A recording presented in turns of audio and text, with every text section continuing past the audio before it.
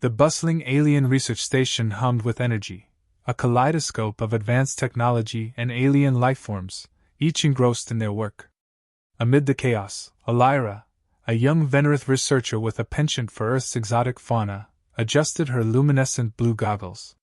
She glanced at the specimen she had become most fascinated by, Milo, a genetically enhanced chimpanzee from Earth. "All right, Milo," she said in her sing-song, slightly mechanical voice. "We've got a big day ahead. The ruins are filled with traps, so we'll need precision and teamwork." Milo, reclining in his habitat pod, lazily peeled a bright green fruit, his human-like eyes glinting with mischief. "Teamwork, huh? Does that mean you'll stop bossing me around for 5 minutes?" Elira tilted her head, her translucent, iridescent skin shifting hues as she processed the comment. She often struggled with Earth's sarcastic undertones but let it slide. "I don't boss you. I lead efficiently." Milo smirked. "Sure, boss." The duo made their way to the loading bay, where a sleek, multi-limbed exosuit awaited. Elira pointed to the rear entry hatch, its design optimized for tandem piloting. "You'll need to come inside me from behind," Elira said matter-of-factly, motioning toward the exosuit. Milo froze, the smirk on his face growing wider. "Say that again?" "Come inside me." "From behind," she repeated, her tone one of clinical precision. Milo erupted into laughter, clutching his sides. "Elira, I don't know what kind of mating rituals you've been studying, but I'm not that kind of chimp." Elira blinked, confused. "What are you talking about? This is the entry protocol for the exosuit." She gestured again to the hatch, utterly oblivious to the implications of her words. "You're killing me," Milo wheezed, wiping a tear from his eye. "You're absolutely killing me." Nearby, a group of alien engineers paused their work, ears twitching as they caught fragments of the conversation. One of them, a slender, lavender-skinned alien named Yurik, turned to his colleague, his voice a hushed whisper. "Did she just—" "She did," the other alien replied, their pale eyes wide with disbelief. Oblivious to the growing audience, Elira grew impatient. "Milo, hurry up! We're on a schedule." Still chuckling, Milo clambered into the hatch, muttering, "I hope you at least bought me dinner first." Inside the exosuit, Elira initiated the synchronization process, unaware of the gossip now brewing in the hangar. Rick and the others exchanged knowing glances, their imaginations running wild. By the time the exosuit powered up and the pair departed for the ruins, rumors were already taking root. "Did you hear what Elira said to the chimp?" one engineer whispered as the group dispersed. "I always knew she was a bit eccentric, but this?" another replied, shaking their head. "Interspecies relations have gone too far." Meanwhile, inside the cockpit, Milo leaned back, his voice dripping with amusement. "You know, Elira, if you keep talking like that, people are going to get the wrong idea." "What idea?" she asked, genuinely puzzled. He shook his head. "Nothing. Forget I said anything. Let's focus on the ruins. Wouldn't want your efficient leadership to fail us now." As the exosuit soared toward the ancient ruins, the first seeds of misunderstanding had been planted, destined to grow into something far more chaotic than either of them could imagine. The cafeteria buzzed with the usual hum of alien chatter, but today a new topic dominated the conversations.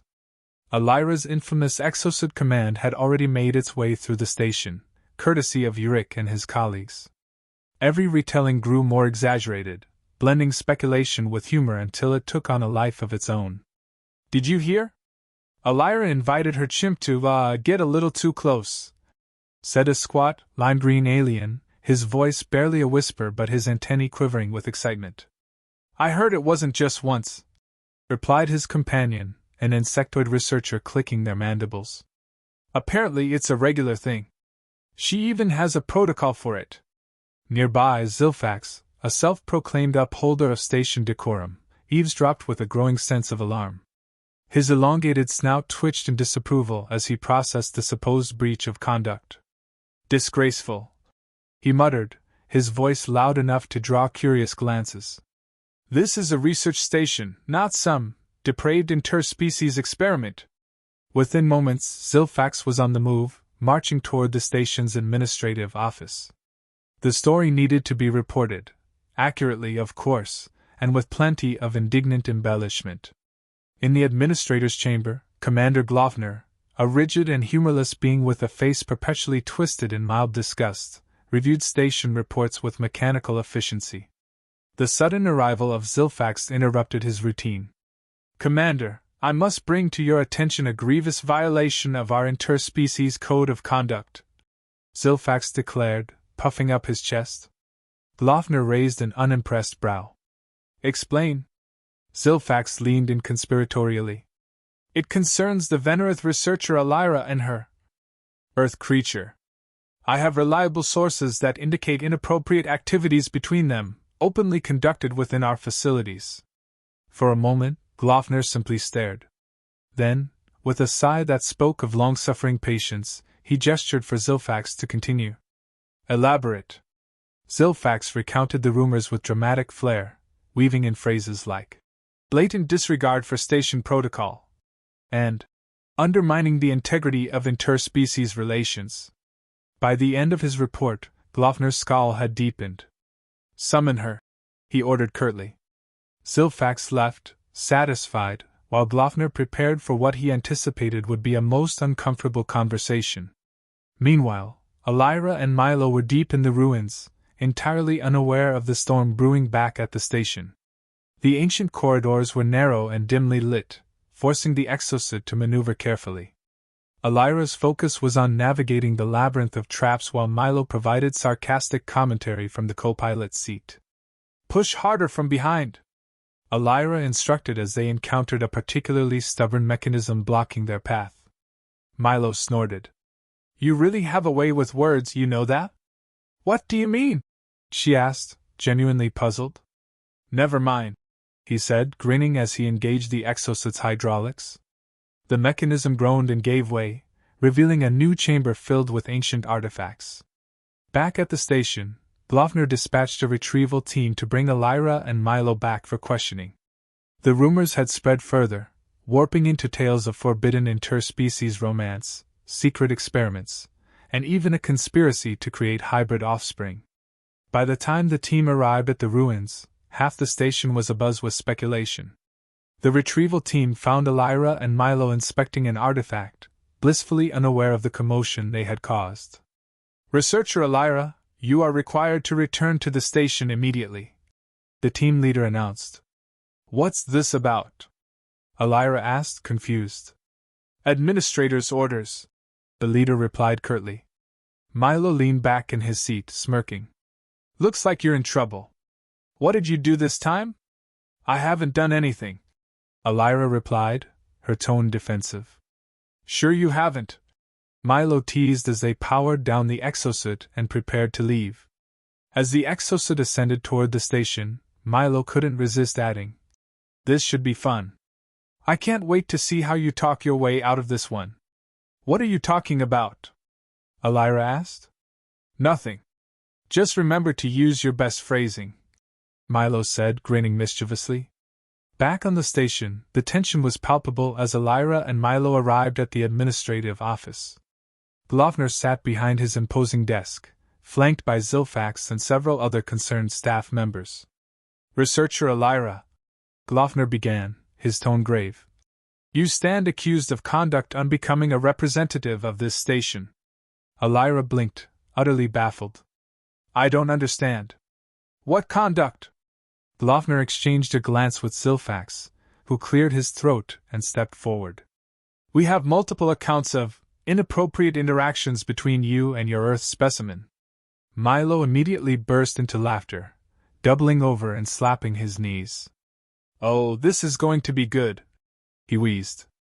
Elira's confusion deepened. "What are you talking about? Milo is my research assistant." "Is that what you call it?" Zilfax interjected, his tone dripping with judgment. Milo leaned against the desk, still chuckling. "Oh, please do go on. This is the best entertainment I've had all week." Glofner frowned. "Enough." Elira, your words and actions have been reported as a violation of professional boundaries. Explain yourself. My actions? Elira asked, completely lost. Specifically, Zilfax added, your repeated commands for the earth creature to come inside you from behind. Elira froze, her cheeks flushing a bright, iridescent purple as realization dawned. Wait, that's what this is about. Milo, grinning ear to ear, leaned in. Careful, boss. Your phrasing might get you in deeper. Glofner raised a hand for silence. Enough of this. Elira, you will prepare a full report explaining your actions. This matter will not be taken lightly.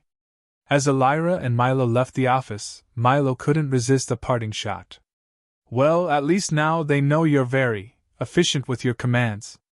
Elira groaned. This was going to be a long day. The station's corridors buzzed with a mix of amusement and tension as Elira walked back to her lab, her iridescent skin shifting to a flustered pink hue. Beside her, Milo was still reveling in the chaos they had left behind in Glofner's office. You know, Milo began, his tone laced with mischief. If they just hand out awards for accidental innuendo, you'd win galaxy-wide recognition. Elira shot him a glare. This isn't funny, Milo. My reputation is at stake. Oh, it's hilarious, Milo countered. You've managed to turn a straightforward mission briefing into interspecies scandal of the century. She huffed, adjusting her goggles in frustration. I don't understand why everyone keeps twisting my words. I was perfectly clear about the procedures. Milo smirked. Perfectly clear to you, maybe. To everyone else, it sounds like you're auditioning for an alien soap opera. They reached the lab, where a message notification blinked ominously on Elira's console. It was a summons for an official inquiry, scheduled for the next day. Elira groaned, slumping into her chair. I can't believe this is happening, she muttered. Milo hopped onto the counter, casually peeling another fruit. Hey, look on the bright side. At least you're famous now. Infamous, maybe, but still. Not helping, Elira snapped. Milo chuckled. Come on, boss. You need to loosen up. Maybe work on your phrasing for tomorrow's big event. She shot him another glare, but his comment got her thinking. If she was going to survive this inquiry, she needed to clear up the misunderstanding once and for all. And unfortunately, that meant rehearsing with the one being who found the entire situation endlessly amusing. Fine, she said, sitting up straighter. Help me prepare. Milo raised an eyebrow. You're serious? Yes, Elira replied firmly. If I'm going to convince the inquiry panel, I need to ensure there's no room for misinterpretation. Milo grinned. Oh, this is going to be good. She began by reciting her exocet instructions, carefully avoiding any phrases that could be misconstrued. Milo, however, wasn't making it easy. Too stiff, he said after her first attempt. You sound like a malfunctioning AI. What do you suggest? She asked, exasperated. Milo leaned back, arms crossed. Try something more natural. Like Milo, can you assist me in entering the operational zone via the designated rear hatch? Elira frowned. That's basically what I said before. Yeah, but now it sounds boring. Trust me, boring is what you want right now, Milo replied, smirking. They continued rehearsing, with Milo offering increasingly absurd alternatives just to see how far he could push her. By the end of the session, Elira was mentally exhausted but slightly more confident. The next morning, the inquiry panel convened in a large, sterile chamber. Glofner presided over the proceedings, his expression as stern as ever. Elira stood in the center of the room, Milo seated behind her with a grin that suggested he was thoroughly enjoying himself. Researcher Elira, Glofner began. You have been summoned to address allegations of misconduct. Do you have any opening statements? Yes, Commander, Elira said, her voice steady despite her nerves. I would like to clarify that my interactions with Milo have been entirely professional and in line with the station's protocols. Glofner's eyes narrowed. Then explain the reports we've received. Taking a deep breath, Elira launched into her explanation, carefully avoiding any language that could be misinterpreted.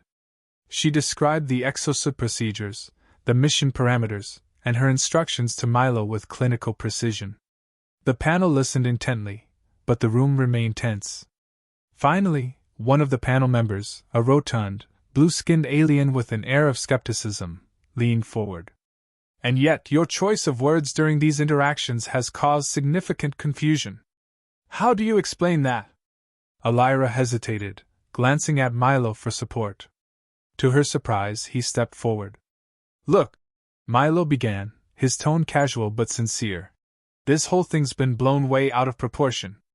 Elira's a scientist, not a stand-up comedian. She didn't mean anything by her phrasing, it's just a classic case of cultural differences.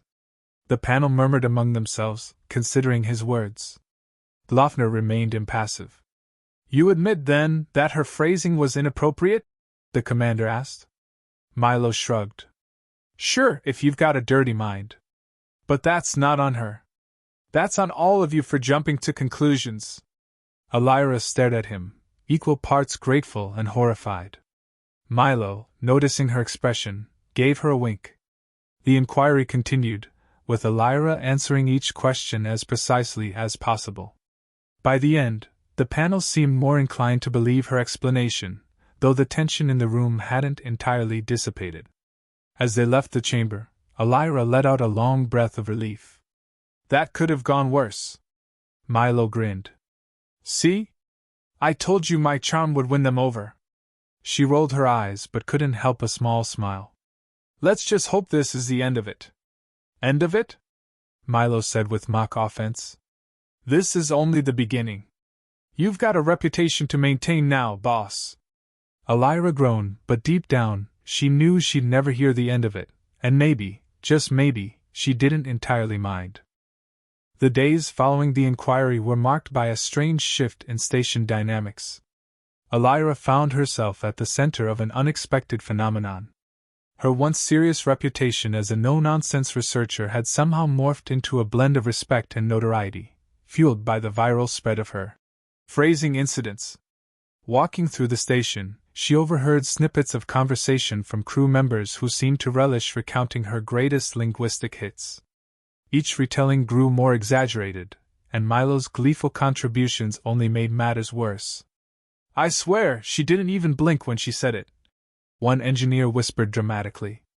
Another replied, I mean, you've got to admire the confidence. Elira did her best to ignore them, focusing on her work. But even in her lab, the echoes of her unintended fame followed her. Milo had taken to calling her Commander Clarity, a nickname that made her cringe every time she heard it. You know, Milo said one afternoon, lounging in his usual spot, you should probably just lean into it. Own the joke, and no one can use it against you. I'd rather not, Elira muttered, adjusting the calibration on her latest experiment. Oh, come on, Milo pressed, tossing a tool in the air and catching it absent-mindedly. You've already made history as the first researcher to accidentally create a galactic meme. You might as well capitalize on it. Elira turned to him, exasperated. And how exactly do you propose I do that? Milo grinned. For starters, you could host a workshop on interspecies communication. Call it something catchy, like speaking without suggesting. She groaned, burying her face in her hands. Why are you like this? Because it's fun, Milo replied, utterly unrepentant. Despite her reluctance, Milo's words stuck with her. If she couldn't escape the jokes, maybe she could redirect them. Over the next week, Elira quietly drafted a presentation on improving cross-cultural communication, focusing on avoiding misunderstandings. She rehearsed in secret, determined to reclaim some control over the narrative. When the day of the workshop arrived, the turnout was far larger than she had anticipated. Word had spread, and crew members from every department packed into the lecture hall, eager to see what Commander Clarity had planned. Milo sat in the front row, smirking like a proud parent.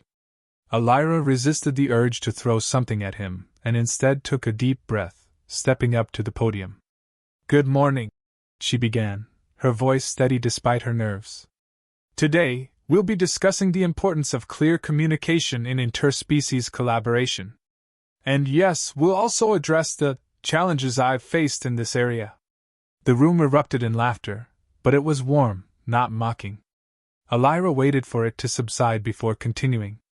"Now let's start with some examples," she said, pulling up a slide. It displayed a transcript of one of her infamous interactions with Milo, complete with annotations highlighting potential sources of confusion. As she walked the audience through the slide, she noticed that their laughter shifted. It was still present, but it became more thoughtful, less about mockery and more about recognition. By the end of the workshop, Elira felt a weight lift off her shoulders. The crew's perception of her had changed again, not back to the rigid respect of her earlier days, but to something more balanced, more human. After the presentation, Milo approached her, his usual smirk replaced by something softer. "Not bad, boss. You might actually be good at this whole public speaking thing." "Don't push it," Elira replied, but she couldn't hide her smile. Later that evening, as she reviewed the feedback from her workshop, a message came through from Glofner. "Researcher Elira," it read, "your efforts to address recent communication issues have been noted and appreciated. Your initiative reflects well on both you and the station." Elira stared at the message for a moment before leaning back in her chair. For all the chaos and embarrassment she'd endured, it seemed she had managed to turn the situation around. Milo wandered into the room, munching on yet another piece of fruit. "So, what's next for Commander Clarity? Another workshop? A book deal? How about a little peace and quiet?" she replied, giving him a pointed look. "Boring," Milo said, grinning. "But fine. I'll give you a week before I start planning your next big adventure." As much as she wanted to protest, Elira couldn't help but laugh. Life on the station might never be the same, but at least she knew she could handle whatever came next, even if it involved Milo and his endless mischief.